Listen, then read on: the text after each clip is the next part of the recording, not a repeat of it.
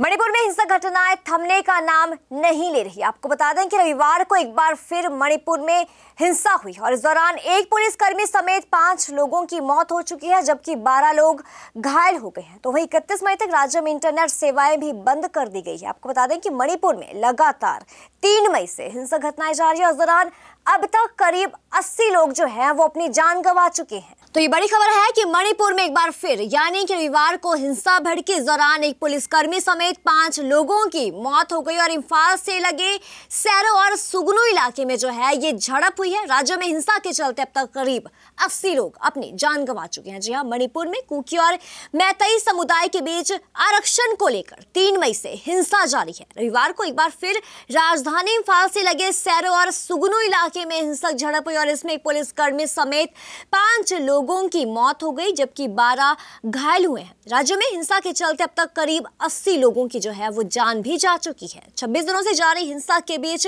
Police ने रविवार तक 40 लोगों का एनकाउंटर भी किया है और राज्य के सीएम एन बीरेन सिंह ने इन एनकाउंटर की पुष्टि की है। उन्होंने एनकाउंटर में मारे गए लोगों को मिलिटेंट बताया। सीएम ने कहा कि लोग आम नागरिकों के खिलाफ M16 और AK-47 असॉल्ट राइफलों और स्नाइपर गन का इस्तेमाल कर रहे हैं।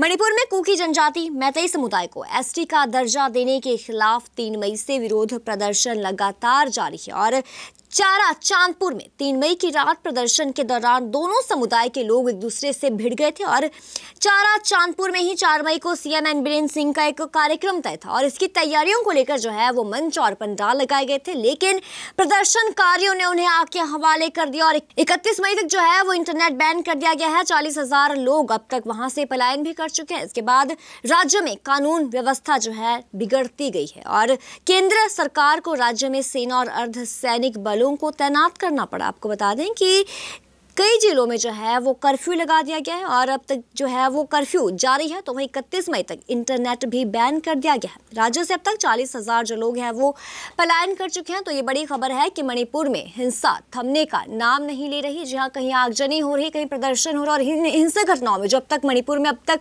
हिंसक घटनाएं हुई हैं, इनमें 80 से ज़्यादा लोग जो है वो अपनी जान गंवा चुके हैं और एक पुलिसकर्मी समेत 5 लोग जो है वो कल यानी कि रविवार को उन्होंने अपनी जान गंवा दी है। इस हिंसक घटना में 12 लोग जो है वो घायल हो चुके हैं। घायलों का इलाज जो है अस्पताल में जारी है और मणिपुर में जो है वो 3 मई से हिंसा लगातार जारी है। रविवार को एक बार फिर राजधानी इंफाल से लगे सैरो और सुगनू इलाके में हिंसक झड़प हुई। इसमें एक पुलिसकर्मी समेत 5 लोगों की जान गई और 12 लोग घायल हो गए। राज्य में हिंसा के चलते अब तक करीब 80 लोग अपनी जान गंवा चुके हैं और 26 दिनों से जारी हिंसा के बीच पुलिस ने रविवार तक 40 लोगों का एनकाउंटर भी किया है। ये बड़ी बात है कि 26 दिनों से हिंसा जारी और इसी बीच पुलिस ने रविवार तक 40 लोगों का एनकाउंटर भी किया और राज्य के सीएम एन बीरेन सिंह ने इन एनकाउंटर्स की जो है वो पुष्टि की है। तो ये एक बार फिर आपको बता दें कि मणिपुर में हिंसा जो है वो थमने का नाम नहीं ले रही। हिंसक घटनाएं लगातार सामने आ रही हैं, कहीं आगजनी की घटना सामने आए तो कहीं लगातार